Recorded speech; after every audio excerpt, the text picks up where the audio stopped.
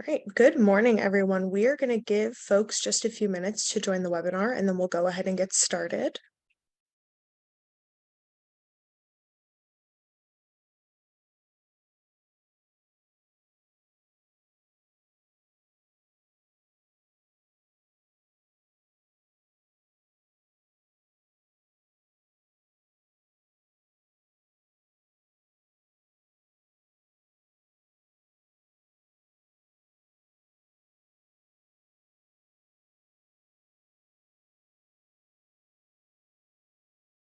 All right, we have a few folks still joining, but for the sake of time, we'll get started with some introductions.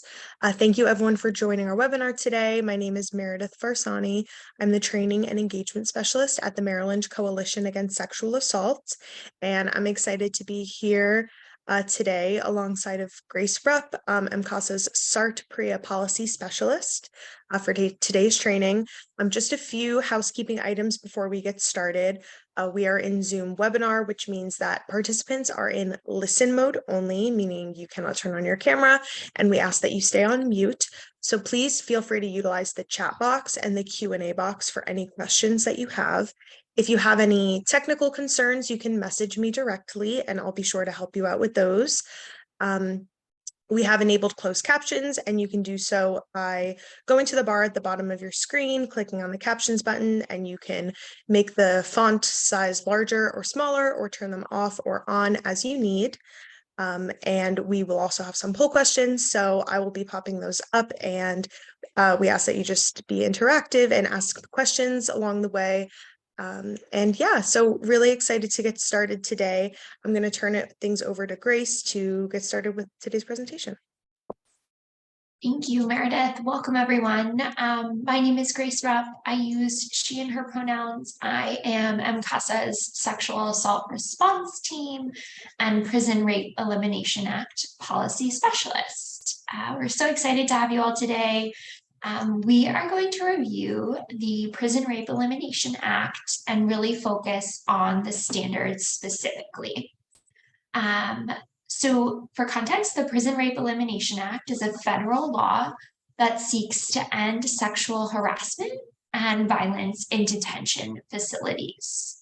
So today, we're really going to focus on what the law says rather than some of those other advocacy skills or the breadth of sexual violence in detention.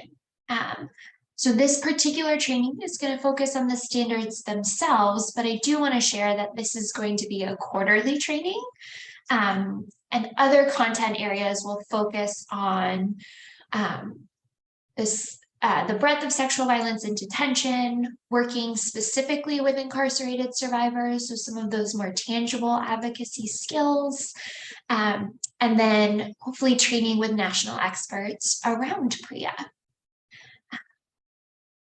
But today's learning objectives, we are going to focus on understanding the standards themselves.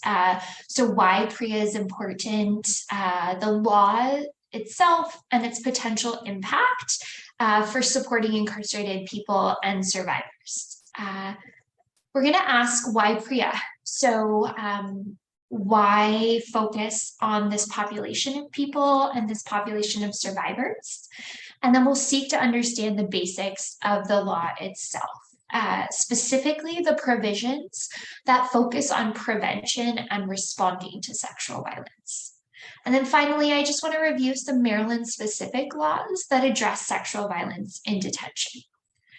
Please know that this information is not at all exhaustive. PREA applies to all people who are incarcerated, but the standards themselves may look different, or how you engage with the standards may look different based on your role and how you support incarcerated people. I want to name that there is a wealth of experience and professional knowledge in this space. So again, as Meredith mentioned, feel free to use the chat, the Q&A function as it's right for you. But we will have a dedicated slide at the end towards questions. So if I miss your question, I am saving time for it at the end. So please do, I will get to it. And if I can't get to it, I will follow up with you via email. But Meredith is going to start to open a poll. It would be helpful to know from this group, in the last year, have you worked with incarcerated people or incarcerated survivors? All right. So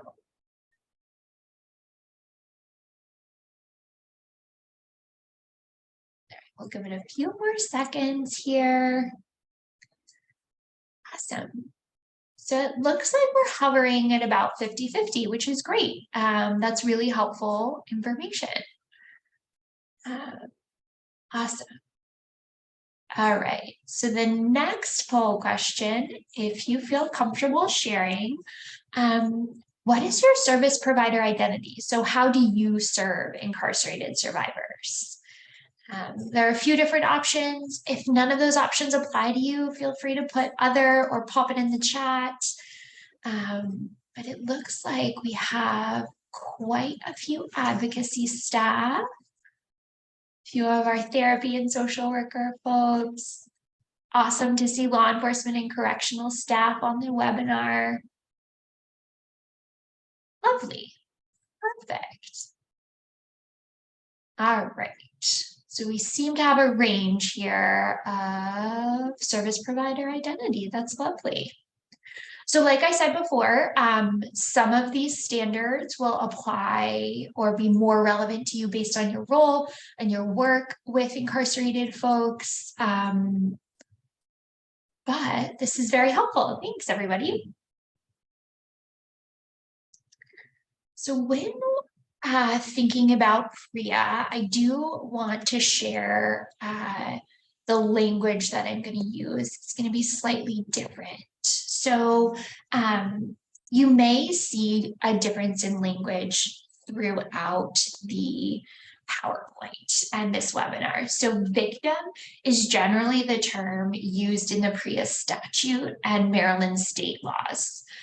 You'll also see folks within advocacy spaces using survivor, but generally you want to mirror the language that the person you're working with is using to refer to themselves.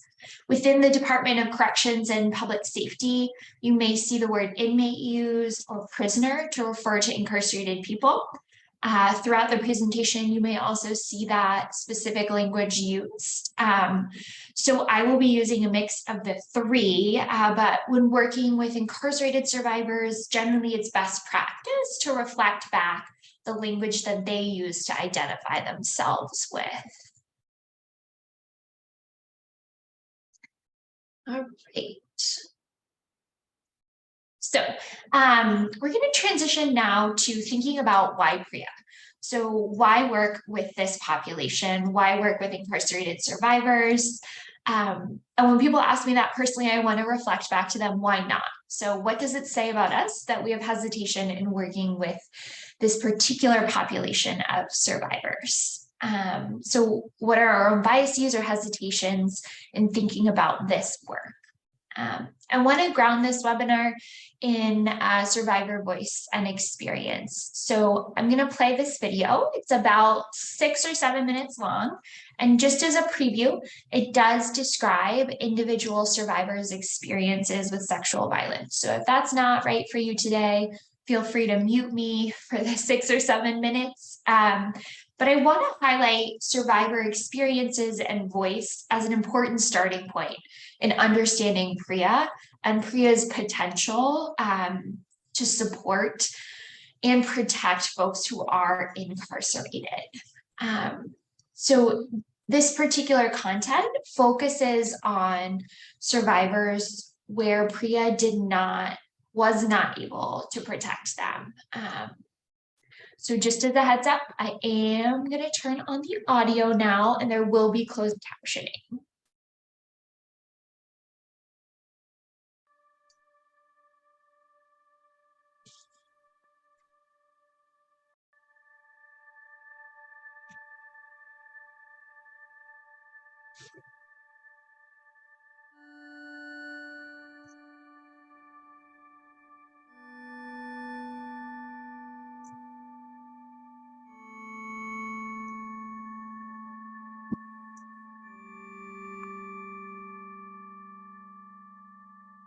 In 1998, I was in a Michigan prison, and I was working at the warehouse in for the men's prison. One of the corrections officers was creepy, for lack of a better word. Started asking a lot of questions about my personal life, my married life, my sex life with my husband. The first time the rape happened, I said no. I was told if I didn't participate, cooperate, I would get a major ticket. I knew when I was going home, and nothing was going to stop me from going home. So I made the decision I wasn't telling anyone about the rapes. He raped me several times a week for 7 months. I still never said anything. And it was almost like I expected it when I went to the warehouse every day that something was going to happen. And I knew I had to put up with it because I was going home. As the husband of a prison rape survivor, I realized that it takes time. She couldn't just come out and tell me in a week or 2 or 3. It had to be on her terms. It took a while, and some victims take longer.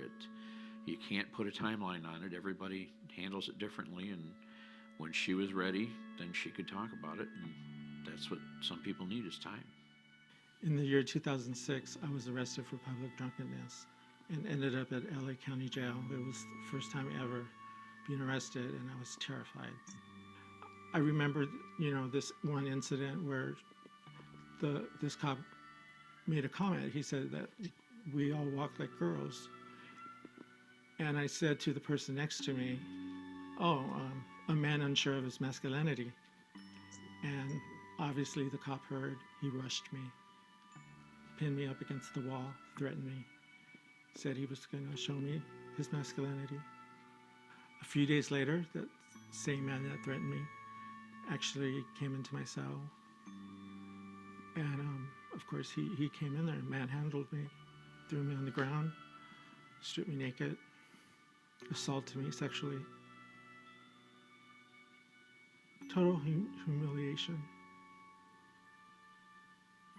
I was 12 years old when I first entered juvenile hall. I was sexually abused by fellow inmates. Staff members were aware of this abuse, and they turned their heads, and they didn't want anything to do with me or the abuse.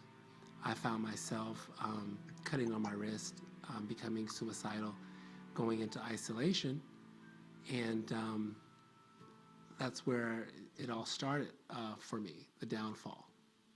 That led to future destruction in my life. So I ended up in adult prisons being abused and being attacked, not only by fellow inmates, by staff members as well. So it really turned my life upside down. I really didn't know exactly what to do, and I needed guidance, and I was not getting that guidance from the staff members in charge of my care. This is an extraordinarily historic moment for me that the standards have been approved. Finally, we're able to eliminate prison rape behind bars once and for all. Strong federal regulation to stop prisoner rape is needed so nobody else has to go through what I did. As a survivor, with the PREA standards being passed, it's good to know that there's going to be a protocol in these kind of situations. With me, there was no forensic evidence taken, no DNA tests, nothing. And with these standards being finalized, it's going to be different. Prisoners aren't bad people. They're people who made mistakes. Nobody deserves to be raped. Doesn't matter whether you're on the outside or if you are a prisoner. You still have rights. And rape was never meant to be a part of the sentence.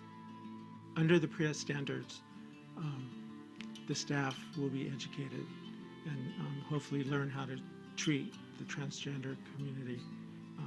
They actually were more vulnerable than myself, and I saw that and witnessed that firsthand. There are good staff members working in detention. and sometimes they don't know how to handle a sexual abuse issue or abusive colleagues.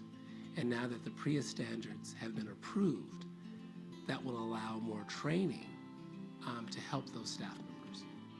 Now that the standards are in place, we need to make sure that they're implemented so that the jails and the prisons know how to deal with them. Be it the training, be it the education. And they're a fantastic tool, but only if they're used. I'm a survivor of prisoner rape. I'm also an advocate to stop prisoner rape. Everyone needs to realize it happens in detention, but we have the power to stop it. We have to stop it.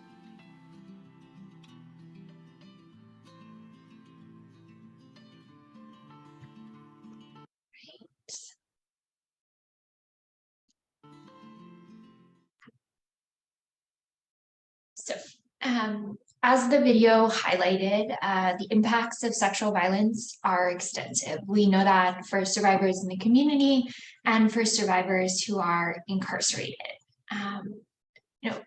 We believe that all survivors deserve support in their path towards healing, regardless of the environment in which the sexual violence occurred.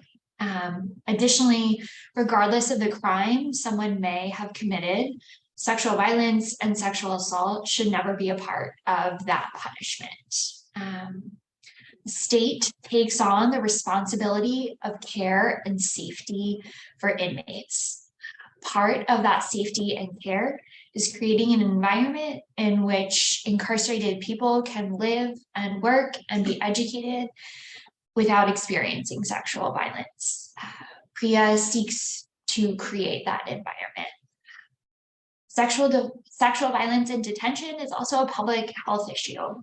The Bureau of Justice Statistics estimates that there are upwards of 200,000 people who are sexually abused behind bars annually, with many of these survivors experiencing more than one incident of sexual violence. Within that, 10% of state inmates report that they were sexually assaulted within the last period of their detention. So within the last months of being held in an incarceration facility, meaning that they were very close to their release date. It's important to keep in mind that the vast majority of people who are incarcerated, upwards of 90%, will also be released back into our community. It's important to ensure that all people who are released back into the community, especially survivors, have access to healing and support after their incarceration. This is really a space where advocacy, domestic violence, and rape crisis centers can help support that healing, and PREA can help implement the protocols and response to facilitate that healing. As the video so eloquently and powerfully highlighted, PREA's implementation, both the creation of the law and confirming those standards, really led by survivors themselves. That grassroots advocacy piece is a really powerful piece of how and why PREA was created and sustained and is currently being implemented. So just a little bit of background about PREA. As the video mentioned, it passed in 2003, and the final standards were issued by the Department of Justice in 2012. So the purpose of PREA is to establish a zero tolerance policy and standard within correctional institutions. So it seeks to make the prevention of prison rape a top priority for each prison system in this country. PREA also sought to develop and implement national standards for the detection, prevention, reduction of sexual violence in detention. It also seeks to increase the available data and information that we have about sexual violence in detention. PREA standardizes definitions for sexual violence, for gender identity, so that we can have more congruent data across the board. It also seeks to protect the Eighth Amendment rights of federal, state, and local prisoners.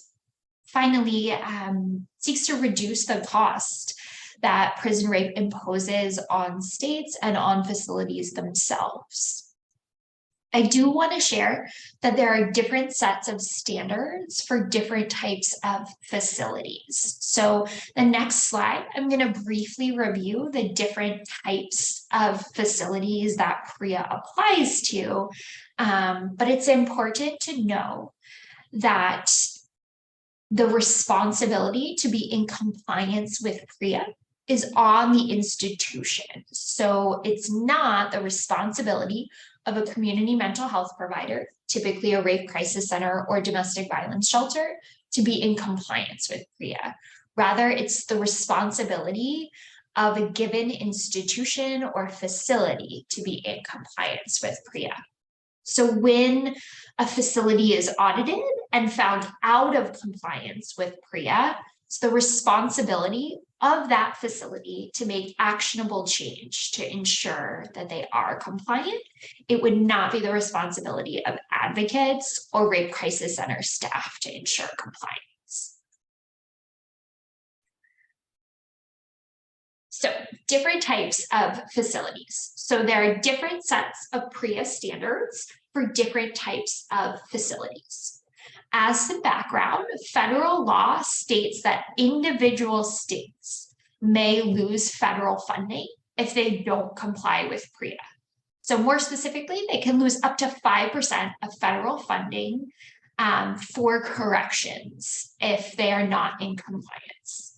I do want to share that some states, not Maryland, have opted out of PREA altogether. And others have certified that they will use that money to become compliant with PREA. So federal prisons, one type of institution, they house people after they have been convicted, and they typically house people that have a sentence over a year or more and have felony convictions, whereas prisons are typically managed by federal or state governments. So jails typically house people who are waiting for trial or in that pre-conviction period, or they house people post-conviction, but those folks have shorter sentences. Jails can also house people who are waiting to be transferred to another facility, and they're typically managed by a county or a city.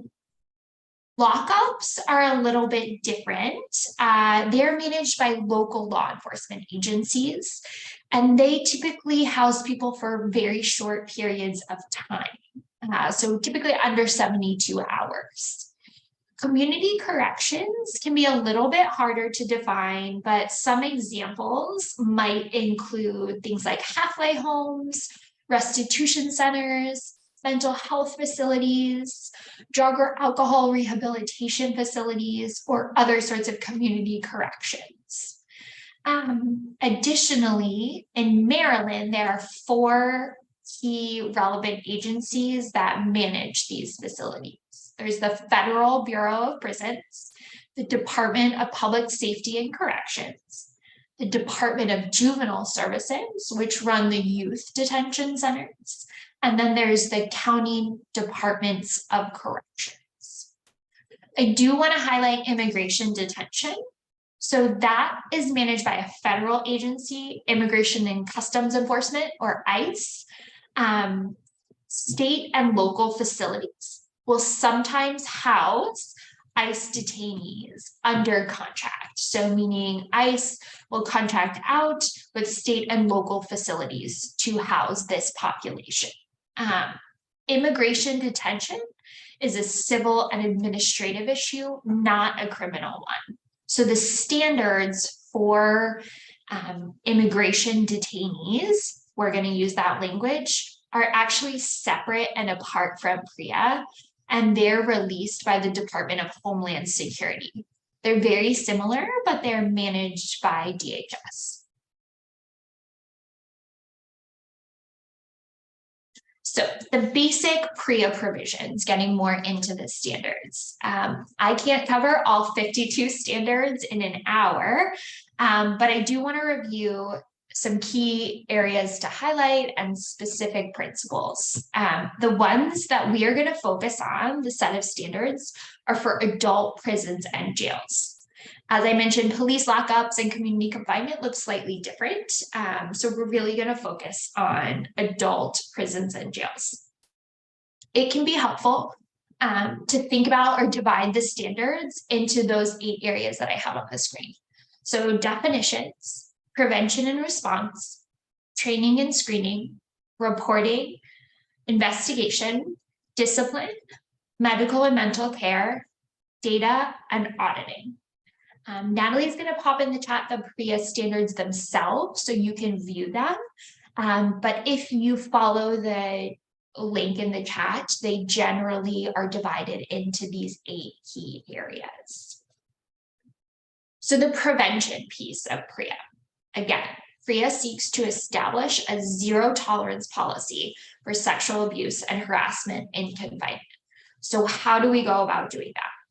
First and foremost, there needs to be adequate levels of staffing, and then hiring and promotion practices need to reflect that guiding framework of prevention. So that typically looks like in hiring and promotion, ensuring that background checks are completed and sustained as a condition for employment. And then within youth facilities, children or minors are not meant to be in the same housing unit as adults, meaning that youthful inmates are not supposed to be in sight, sound, or within physical contact of adult inmates. If youthful inmates do have to be within sight, sound, or physical contact of adult inmates, direct staff supervision should be included at all times. Within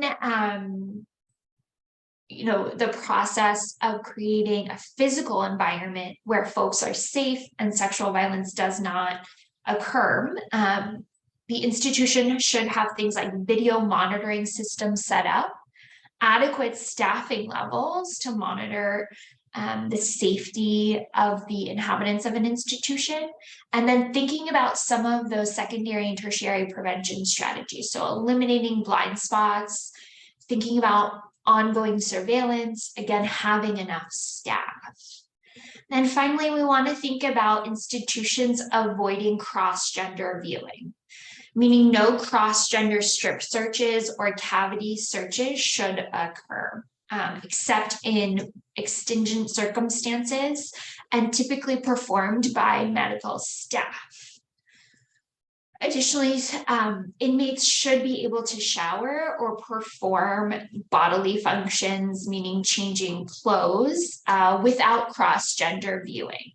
If staff of the opposite gender must be a part of that, they must announce their presence when entering that housing unit or that bathing area.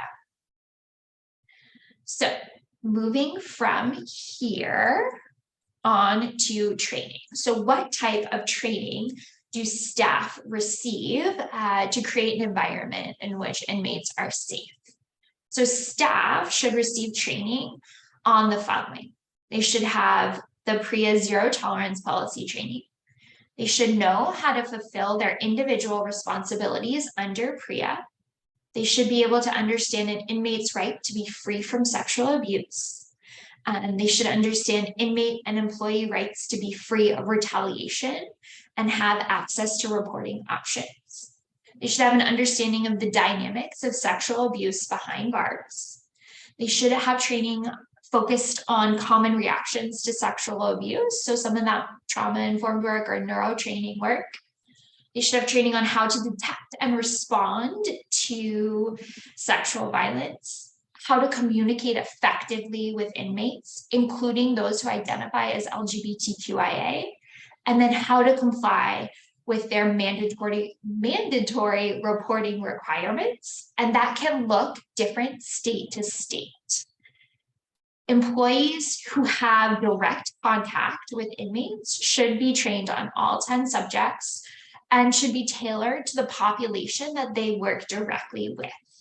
Staff should also receive a refresher training every 2 years. And then staff who are more specialized, meaning those doing the investigations for PREA, the audits for PREA, or medical and mental health staff should receive training that reflects their specialized work.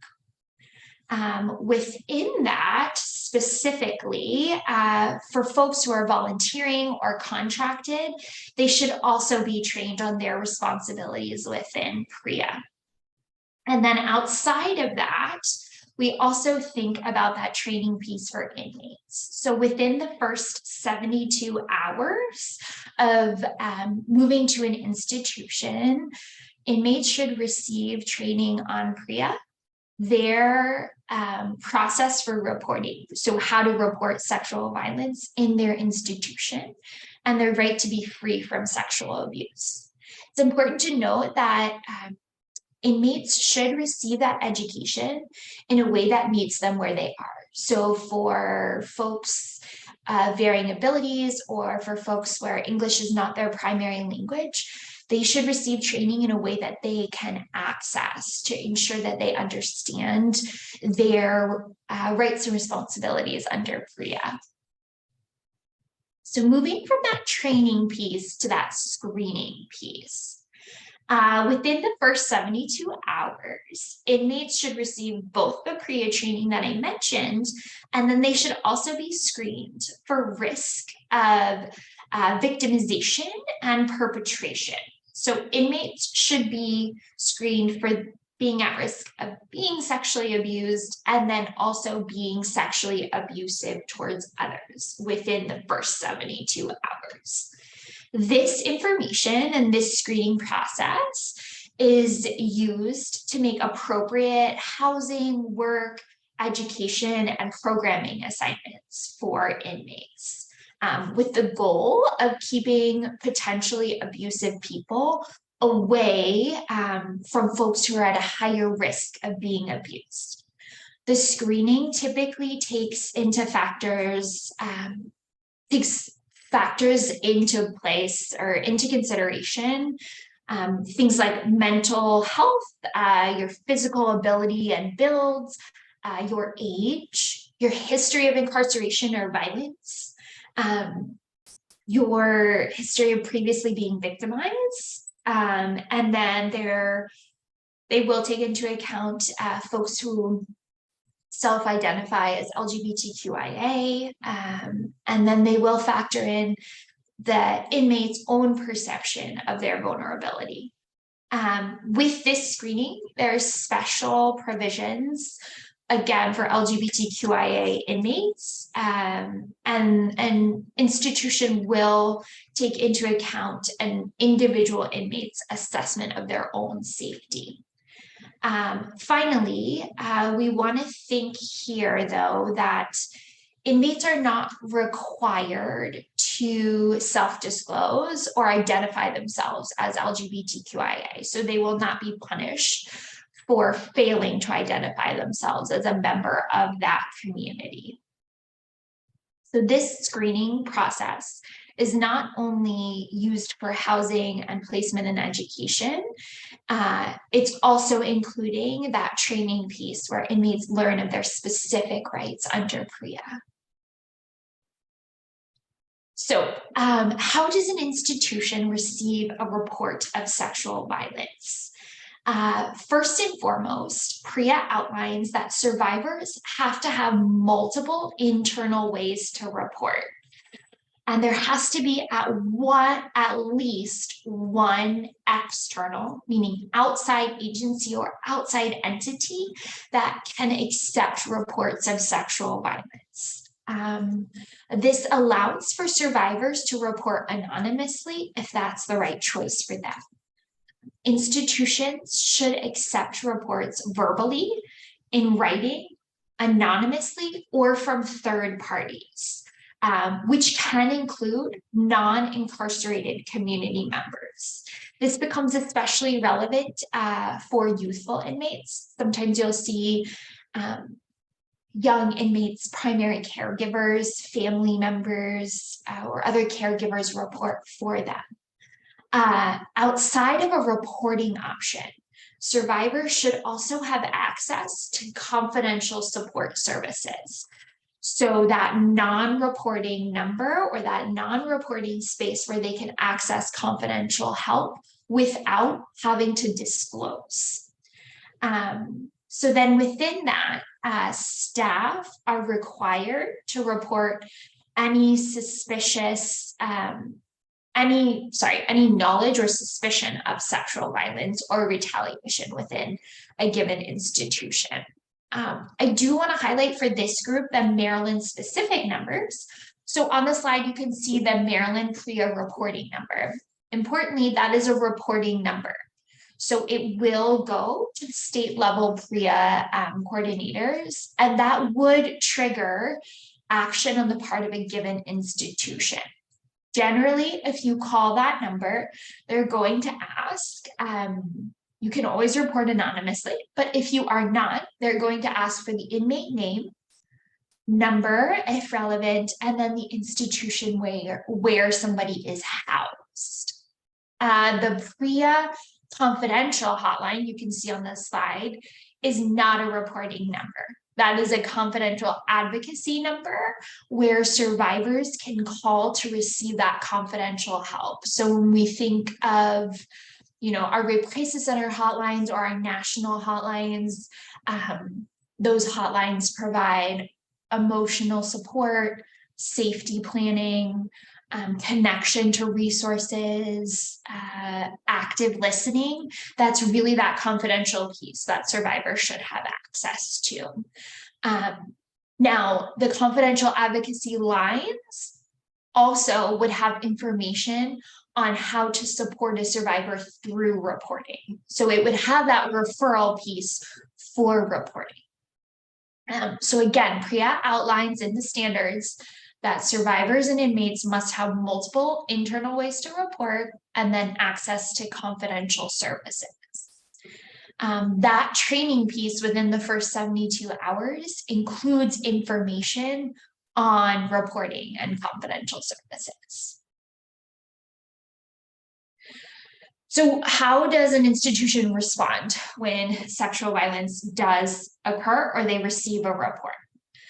First and foremost, all allegations of sexual abuse and harassment, including third-party and anonymous reports, must be reported to designated investigators within a given institution. If the facility learns of an imminent and substantial risk of sexual violence, they must take immediate action to protect those affected. Upon learning of an allegation of abuse, an institution must separate the victim and the abuser. They must seek to preserve crime scene evidence. Just like in the community, survivors are offered a sexual assault forensic exam without cost. And an institution should have a uniform evidence collection protocol in place before sexual violence occurs. So when it does occur, they can follow that protocol. Following any sort of sexual assault forensic exam, an institution must again ensure that a survivor has access to that ongoing advocacy that you would see in a community setting. And then an institution typically has about a 90-day monitoring period for potential retaliation. So it's monitoring 90 days after a report to ensure that a survivor is not experiencing retaliation for reporting. It's important to know that PREA outlines that institutions should and must have a coordinated response plan in place before sexual violence occurs, so that if and when sexual violence does occur, they have a uniform set of protocols in place that everyone can follow. But again, just like the numbers of our wider community, survivors should have access within that 15-day window in Maryland to a sexual assault forensic exam. So continuing in the response piece towards the investigation piece. So what does an investigation look like at a given institution? I think it's important to know that typically you'll see the administrative investigation piece. So that in-house investigation, and then you may also see a concurrent criminal investigation. So the administrative investigation is run by the institution. The criminal piece is run just like in the community by a local law enforcement agency. For that internal investigation piece, which is what I'm going to speak to now, it should be conducted by specially trained staff members. And an institution cannot require a survivor to take any sort of polygraph test as a way of investigating. Additionally, this is different than what you'd see in a criminal court. Within this investigation, the preponderance of evidence standard is used, not the beyond a reasonable doubt standard. So if you're familiar with Title IX, it's the same standard that Title IX uses. So beyond that, we want to think here about if we are providing advocacy to a survivor, being prepared to talk them through and support them through potentially two separate processes, right? So there's that internal investigation piece and then that potential criminal justice investigation piece.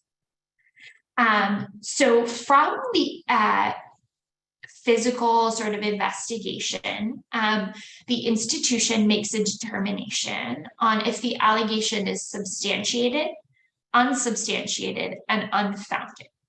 Just for context, unsubstantiated means the agency could not determine if something occurred.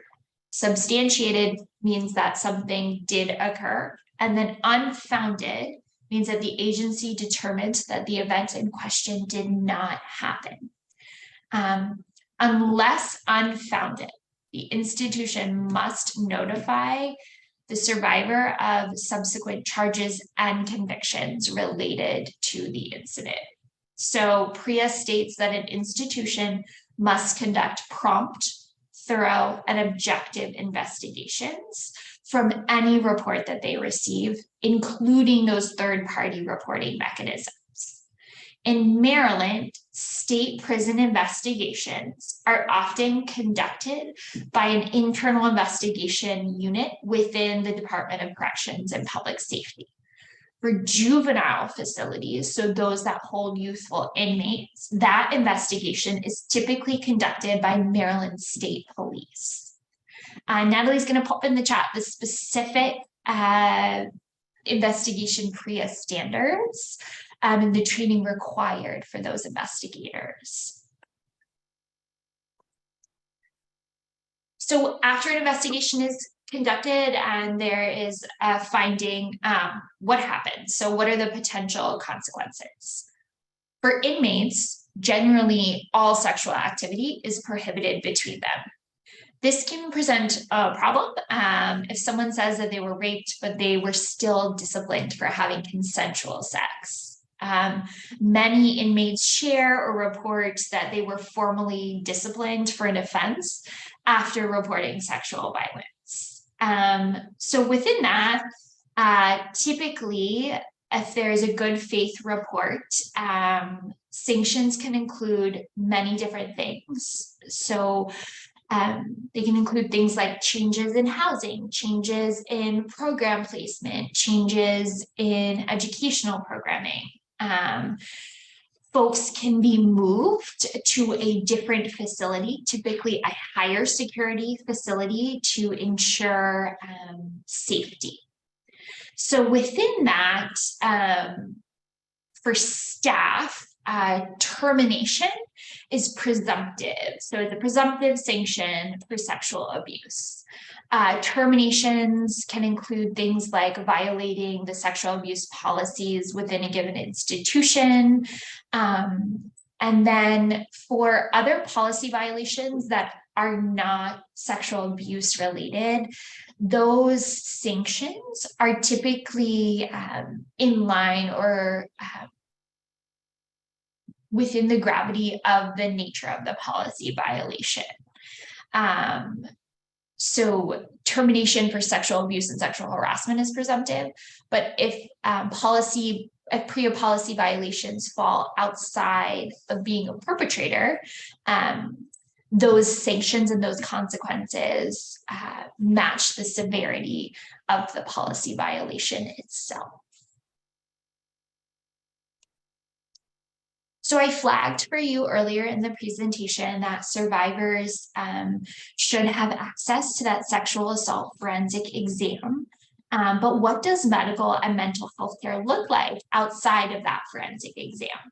So again, they should be offered that exam. The institution should have protocols in place to ensure that survivors do have access to it. So if a survivor is being transferred to a local SAFE program, the institution is able to facilitate that transfer.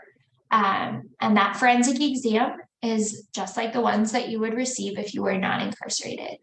So again, that menu of options for a forensic exam, it can include things like evidence collection, photography, medical care outside of any sort of evidence collection, STI and HIV prophylaxis medication.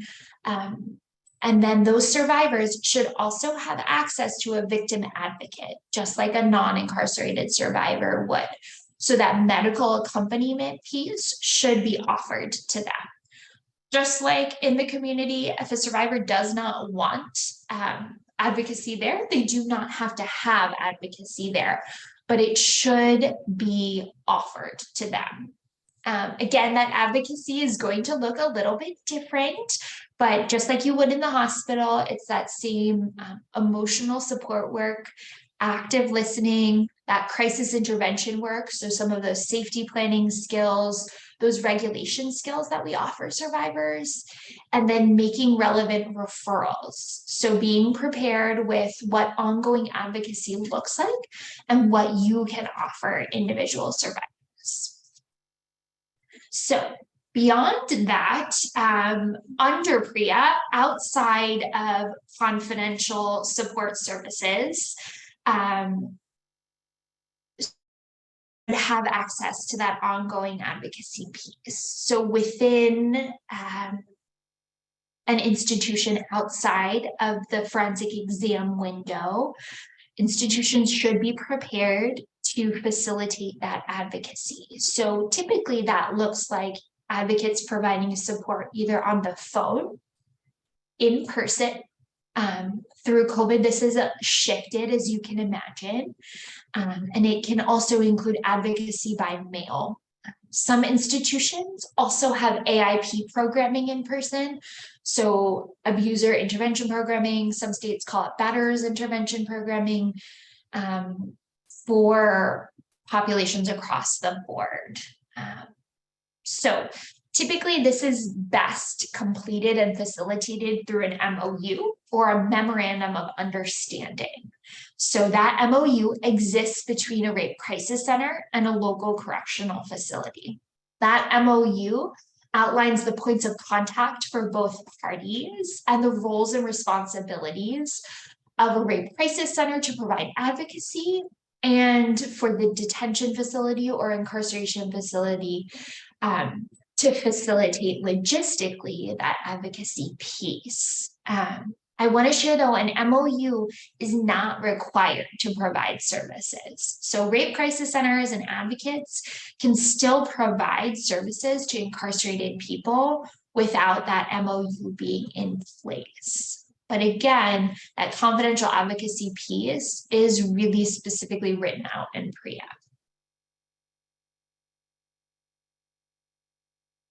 Moving on here, again, this is the specific provision that outlines access to confidential advocacy, and Natalie can pop in the chat the standards so you can view it for yourself on your own time. But this particular standard, important to know, applies to all facilities. So I know I explained in the beginning, there are different types of facilities. This standard applies to all 4 of the types of facilities I outlined. So moving on, finally, I think this piece is one of the most interesting pieces of PREA. Each facility should be audited for compliance with PREA every 3 years, and the audit is completed by a trained and certified auditor from the Department of Justice. For each standard, the auditor determines whether a facility exceeds the standard, meets the standard, or does not meet the standard. If after the audit is released, a given facility has 180 days to correct that particular standard and get their facility to meet the standard. If after that correction period, the facility is still deemed not compliant, the state potentially stands to lose 5% of their federal funding for corrections. And then, 5% is a big chunk of federal funding for correctional institutions. I'm going to pop in the chat a typical audit, but on your own time, I do really encourage you to look at the audit because it outlines the individual standards, the ways in which an auditor would measure the standards. So typically an auditor will walk through a given facility. They will also have interviews with inmates, interviews with staff, and it provides really interesting insight into how an individual facility is doing. I will name that with COVID, some of those audits took place outside of that 3-year window. So it did move a little bit slower over COVID. If you are interested in viewing a given facility's audit, so maybe a facility near you or a survivor that you work with and you want to see how their facility is doing, I'm going to send a link in the chat so you can view that facility's audit. It is very interesting. I will let you know that the audits are typically very long. So if you're looking for a specific standard, I would go right to that standard. Some of them are upwards of 100 pages. So just to flag that for you. But again, that auditing period is really important because it, for these audits, they are publicly available. So we can view them. And this is really a site of advocacy where you can better understand how an institution near you is doing with PREA. So my last slide, I want to highlight a specific Maryland law that's separate and apart from PREA. In some states, it's a crime to have sexual intercourse in a given facility with incarcerated people, whether you're an inmate or a guard. This is uncommon, but in California, for example, it's a misdemeanor. Maryland is one of only 3 states where staff sexual misconduct is a misdemeanor. Typically in 38 states and the District of Columbia, staff sex is actually a felony. In 9 other states, it varies depending on the age or severity of the victim, but in Maryland, it's only a misdemeanor. In Maryland, a correctional employee may not engage in sexual conduct between correctional or DGS employees, and you can see on the slide the specific sanctions or consequences for violating that law. But in Maryland, just to let you know, it is just a misdemeanor. In other states, it would be a felony conviction. That's not to say that an employee would not be charged with other, sex-related crimes, but it is to say that this specific population of people is a misdemeanor. Well, I am aware that we are coming to time. So I am going to move on to our last slide. I have about 5 minutes for questions. But if I don't get to your question, I will pop my email in the chat, and it's on the last slide, and I will reach back out to you specifically. But I'm going to pop it open. Feel free to put it in the chat or the Q&A. And then Meredith, not Maryland. Meredith popped the evaluation in the chat. It would be great if you could complete that so we can learn more about, your PREA needs and any sort of feedback that you might have.